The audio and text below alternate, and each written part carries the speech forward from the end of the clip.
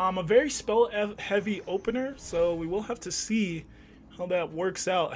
Excuse me, especially with not only the one drop, but also the Go and White Flame. So yeah, we definitely want to start. We want to get some units down here, but we do only have Trundle, which is going to take till turn 5. So not Yeah, ideal. sexTacio definitely starting this game out on the back foot. Does have control tools to get back into this game with Yeah. the ramp available, with the star shaping available. Lots of ways to keep his HP total from falling too low too quickly. But if you're investing your spells in your mana and your spells on ramping and healing, it means you're not developing your board. And if you're not developing your board, you're just going to continue to take that same damage back on the following turns. Yep. And what? Unfortunately, as you pointed out, this hand has no units outside of Trundle. So, kind of forced into that. I almost would have liked to see the Sunburst come down on the Goat just to slow things down a little bit there. Although that is definitely trolling because there is a Pantheon that's going to come down further down the line. Yeah, absolutely. And then you also the White Flame's one of the more important cards as well. So you'd rather use it on like White Flame or Pantheon, and then also it's also a great target for Targon's Peak. So especially considering his hand, that's one of the better targets. So yeah, you would want to keep it a little longer than using it there. We are going to see the Trundle come down though, generate that Ice Pillar in hand, but we are far off turn 8 as of right now. And the Trundle actually cannot attack because it can be blocked by a Sharp Sight here. So yes, Trundle just going to have to stay on the back line there, and hopefully will be able to act as a blocker on the following turn and keep sexTacio from falling too far behind in this matchup. Yes, it will. And second Targon's Peak is not what you want to be seeing as sexTacio here. The Zenith Blade going to come down onto the Wounded White Flame. This is, as you mentioned, one of the more powerful cards in the deck and one of the more powerful combinations in the deck. Yes. And there is the Sunburst immediately onto that White Flame, just like you predicted. Yes. Optima. Yep, the Sunburst is saved for the White Flame, just a card that kind of snowballs a bit too quickly to be worth allowing to get going. So we will see the attack with the other Mountain Goat.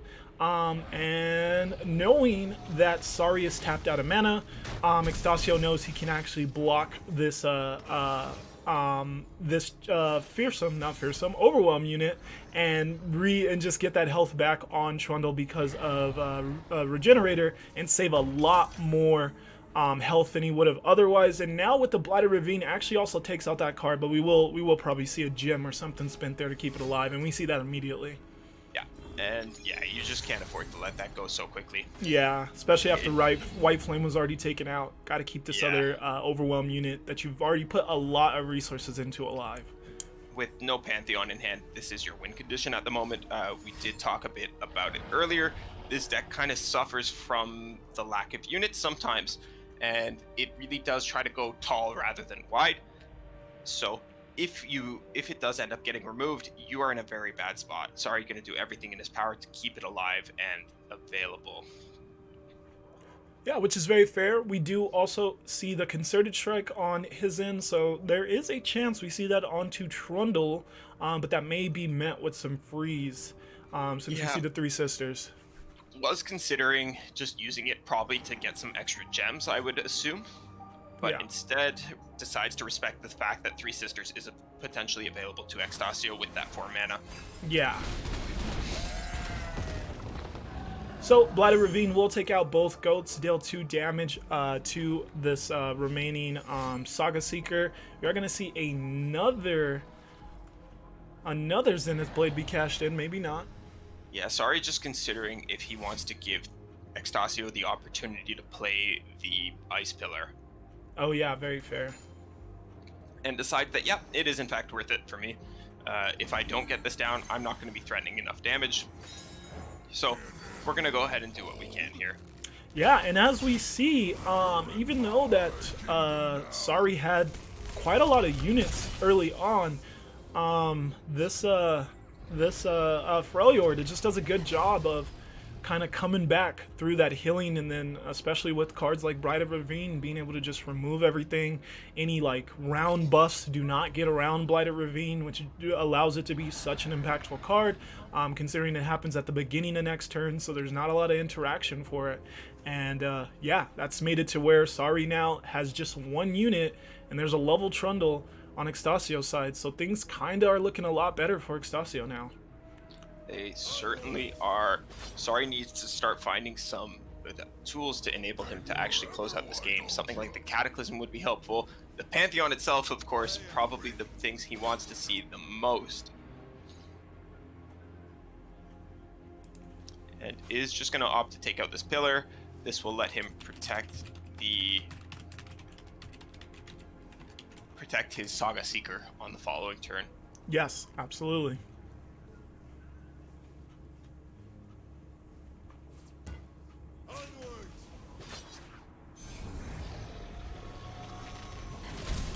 I don't see any freeze or anything there, not really worth it.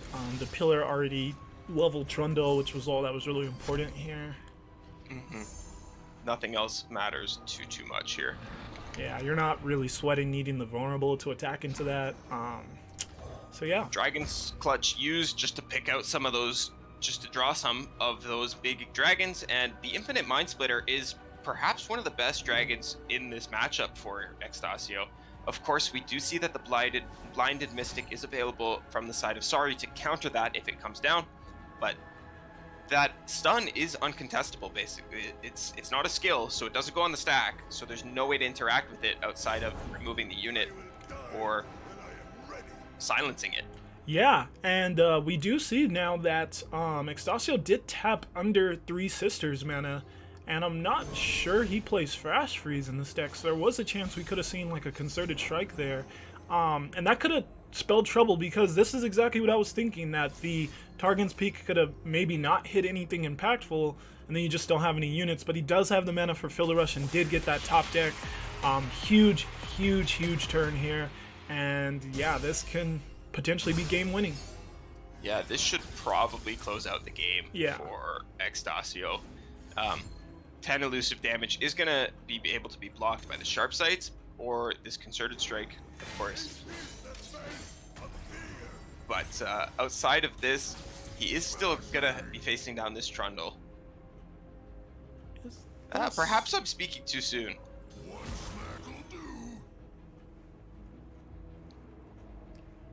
This Trundle can be blocked. Yeah, he can, but then double Sharp Sight, or even one. Yeah, he already hit Fated, so he would have to double Sharp Sight to keep the Saga Seeker, the big Saga Seeker, alive through a Trundle attack. And you might have to at this point. Yeah. Yeah, because you probably don't want to commit your other Concerted Strike just yet. There could be some more impactful things you want to keep that around for, so. Yeah.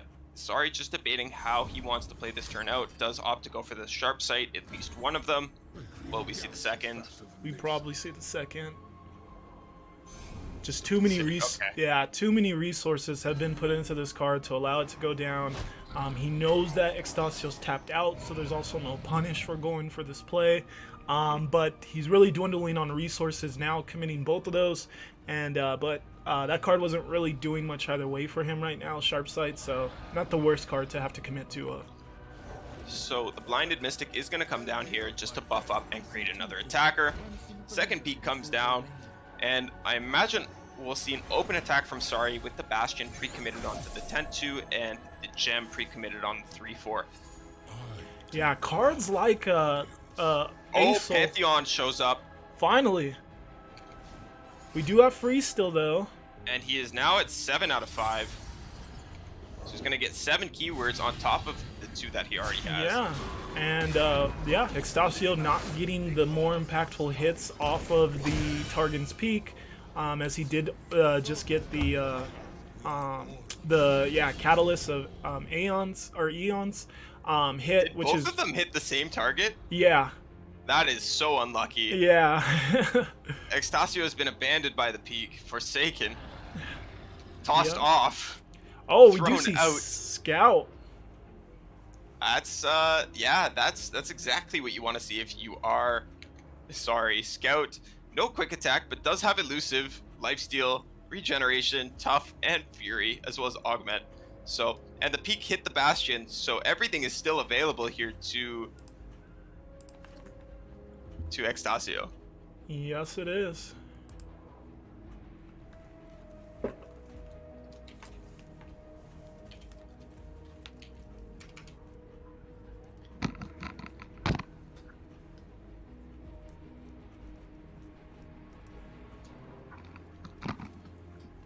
And congratulations to Gabe Sensei for winning the giveaway.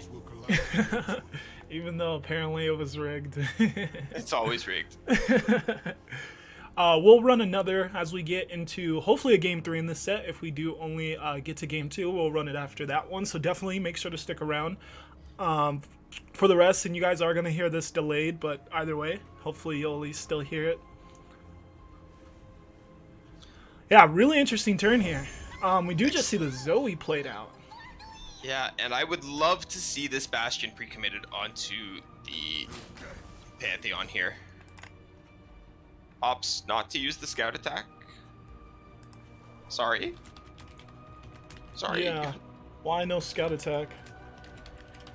Perhaps doesn't want to give sexTacio the opportunity to play another blocker, knowing that this is enough. Outside of that, that has to be the reason. Just decides that this open attack is enough, is threatening enough. Okay, changes his mind. Decides instead that he does want to make use of the Scout attack.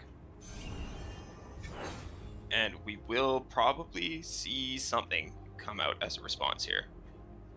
Yeah, the Three Sisters seems pretty inevitable. Oh, wow. Better to be saving that for the 12-4, I think. Oh, yeah. Now, I would love to see Sorry pre-commit this Bastion onto one of his 2 threats. He really should. And sexTacio passed back rather quickly there. Did want to keep mana available to for everything, I guess. Yeah, wants both the Star Shaping, the Catalyst, and the Flash Freeze open to him. Yeah, you probably got it. Oh, on that.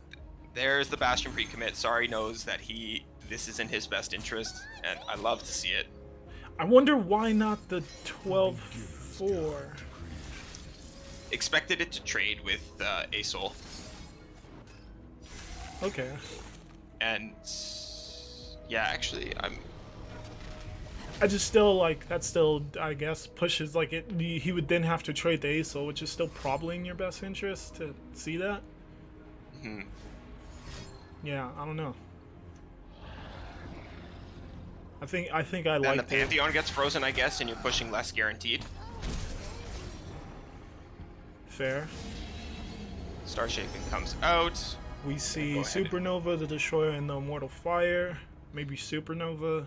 That'd be a great hit from Targon's Peak, and not a huge need to really like. You have, you already have the Scourge, so that's pretty much already a game-winning card. So no need to really go with the elusive or overwhelm unit. I see Supernova as probably the best call here, and yeah, we do see Supernova. Yeah. sexTacio agrees. I think all of those options were perfectly okay. Yeah. As the Scorch is going to let you pick off this Pantheon semi-reliably. Of course, we do see that there is a concerted strike there, but sexTacio has no way of knowing that. And Sorry really wants to be finding a Cataclysm right now. He is playing 3 in the deck. Yes.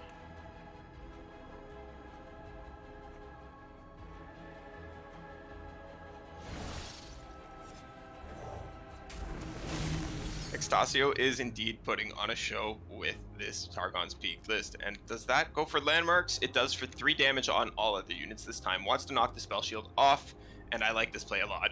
This is going to open up the Supernova that we talked about. Yeah. And suddenly, sexTacio looks like he's in a very commanding position of this game. The peaks coming out, discounting the Scourge. It just took a while.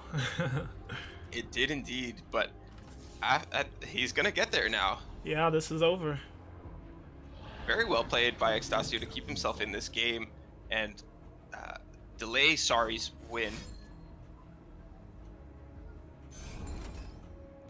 Nope, that's taking all us he to could game. do. That kills that. The Scourge comes down, and the game is over.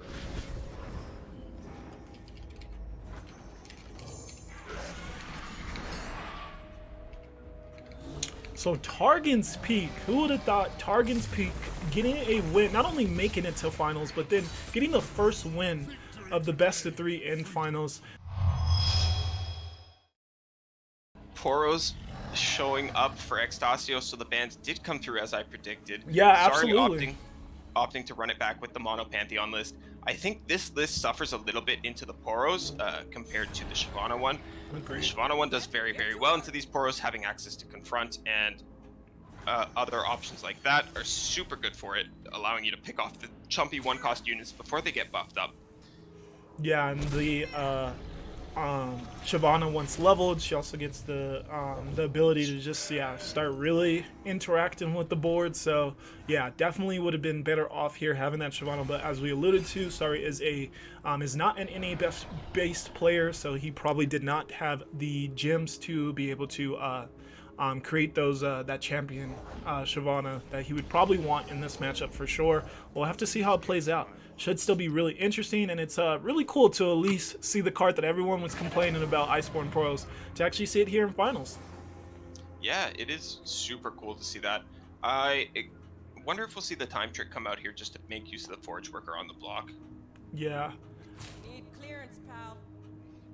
Interesting thing here that he could be playing around is a Chain Vest.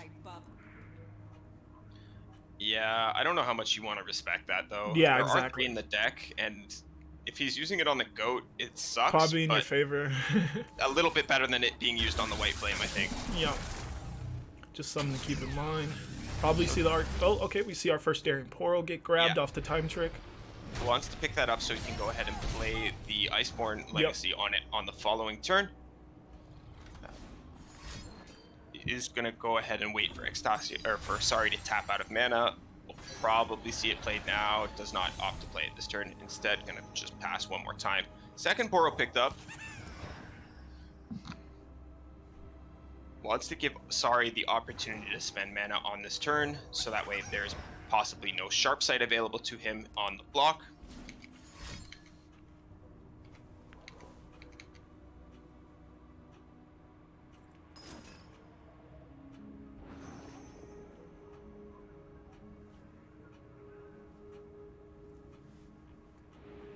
Are seeing a single combat get thrown at one of those Daring Pros. Wants to do this before the Iceborne, but we will still see it committed since it is now burst speed, so it can be committed before the single combat goes through. That is still enough to take this Daring Poro out. And we do know there is another single combat in the hand of Sorry, so he does have access to taking out this next one as well, and he can do that before he's able to iterative improvement it, which would be really strong here. And yeah, he is going to go for it. This is very well played by Sorry, bluffing that he has sharp sight, tricking sexTacio into avoiding the attack, and then actually going in with the second single combat to remove the Poro. sexTacio now has no way of generating another one, as you mentioned, the iterative improvement is in hand, but without a Poro to play down, and oh my god, I'm speaking too soon because he found a time trick. Yes, he did find a time trick. Will that get a Poro? It is probably likely. There's so much Poro generation, considering this deck is completely centered around that card, but we will still, there is still the chance that he could hit other cards and not the Daring Poro, which would make this turn for him pretty unimpactful. There's not really anything else he would want to do this turn. Oh, he is going to easily see it though. And that's the last main deck Daring Poro. You would have preferred to see a Station Archivist or a Poro Cannon, I think, but that one's pretty good too. It is still going to let you generate one more Poro on top of that, on top of the existing one. If he somehow did not have the iterative improvement, yeah, it would be even increasingly less worthwhile to get that one. But yeah, the Poro Can would have been really good. Alright, we see the Pale Cascade committed to keep this White Flame alive and trigger Faded for the first time this turn, which is obviously working towards that Pantheon level up. We are going to see the draw off of the Avaros and Sentry and see this Daring Poro committed now. There is only one more single in the deck, which should be interesting. There are multiple concerted strikes, however, Yes. and sharp sight's still available to be found. Yes, no sharp sight yet in the hand of Sorry. It Very, may end up being just a little bit too late for him at this point, though, as sexTacio is going to be able to start developing these multiple Poros, as well as getting the draw in off of the Zonite Urchin on the following turn, letting him draw not one but two, because he does have the stress Yes. testing. yes, and the Blinded Mystic, we saw that card be a lot less impactful against the Targon's Peak, considering that there was champions down and it can interact with those champions, but it is such an impactful card against this Daring Poro list where it actually gets to just nullify the effectiveness entirely of these Daring Poros. These cards need to be buffed and elusive, so being able to silence them completely makes them worthless. We are going to see the Pantheon come down now, so things are going really good for Sorry. Yeah, the Pantheon is the last hope for Sari in this game. With sexTacio finding that Poro Cannon here, Yeah, things are getting very scary. yeah. That Forge Chief, not super useful on the board state right now. I imagine he will just go ahead and discard it with the Zonite Urchin, getting himself one extra draw. It's a cute little trick you can do with the stress defense, especially when you have a Poro Cannon. Just burn it that way. If you don't like the card that's drawn out of it, throw it away with your next discard target. And Yep. Pantheon level up coming through is going to go ahead and grant him 5 new keywords, and he finds No, Fearsome, Challenger, Fury, and Regeneration. no Not the best. life steal. Not the worst. Yeah. Yeah, you really want to be finding that lifesteal if you can in this spot. Yes, Elise Challenger is going to make a difference. We can see on our end that there is no way right now for sexTacio to interact with stopping Challenger from taking out one of these Daring Poros, so that's going to be extremely impactful.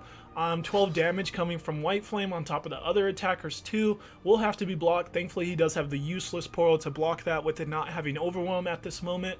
A Pell Cascade can possibly allow him to get that very impactful Sharp Sight for the following turn if he chooses to commit it here, but maybe he could just hold on to that as well. Yeah, we'll see what he opts to do here.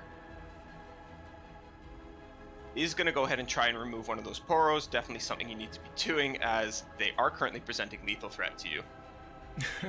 It looks like the crowd is fans of sexTacio, since he was able to bring some really more unique decks to the finals here with the Iceborne Daring Poros, and then also the Targon's Peak list that we already saw him get a win on. So definitely cool that we were able to just feature such cool creative decks in the finals here. So shout outs to sexTacio for that. This has been one of the most diverse tournament metas I've had the pleasure of casting, as well as one of the most exciting tournament metas. There have been so many cool decks in this full tournament this weekend, and it's been an absolute pleasure to get to look at all of them and watch the players who are quite clearly masters perform. Yes. So yes, we do see the fleeting card get discarded, as you said it probably would. Unfortunately, there was not enough mana left to then go for augmented Expirator, which would have actually been really good there. But we do see the Poro Cannon, and Wow! You found the next Poro Cannon too. That's crazy. yeah, so we are probably going to see a gem or chain vest into Pell Cascade maybe, because we need those. We need to be able to block this. We need our sharp sights. We need our concerted strike. That's okay. That's one thing you want to see for sure. At this point, I think we'll hold off on using the second Pale Cascade until it's absolutely necessary. Yes. The Concerted Strike is going to be able to keep Sorry in... No, actually. No, yeah, exactly 9 damage even with the Concerted Strike going Concerted. into a unit. So even if he top decks a Sharp Sight, doesn't have the mana, so this is just going to be game, right? Yeah, this is game even with... Yep. Oh, wow, no that's way so... out. Very quick 2-0 by sexTacio. Giga Chat indeed. So Showing sad. up. He, Sorry really got a little kind of low rolled here. Not hitting lifesteal or elusive on the Pantheon was such a huge deal. He does have elusive. Oh no, he does have elusive. Okay, so he'll be able to block. Too wide. Yeah, he'll be able to block one of those, and then he'll be able to Concerted Strike. But that's still exactly 9. And he did find the Sharp Sight. He's just 1 mana short of playing it. Yeah. And that's gotta feel bad on the side of Sorry. this mono Pantheon list showing a bit of its weaknesses again. Although, yeah, I mean, this game wouldn't have changed too much. sexTacio goes ahead and finds another Iceborn Legacy just to rub some salt in the wound. Says, no matter what you do here, even if you have double single combat and sharp sight, I have you beat. So the biggest deal here is the lack of lifesteal. He gets lifesteal. He not only would get the lifesteal off of the Daring Poro attacking into his Pantheon, he would also get it off of Concerted Striking into another. That would immensely change the way this game went down. But unfortunately, we did not see the lifesteal. And that's just the most impactful keyword time and time again when it comes to these Pantheon decks, is does he get lifesteal? Because there's so few units, you're generally on the back end as far as Nexus health, so you want that lifesteal to bring you back into the game, but we did not see that.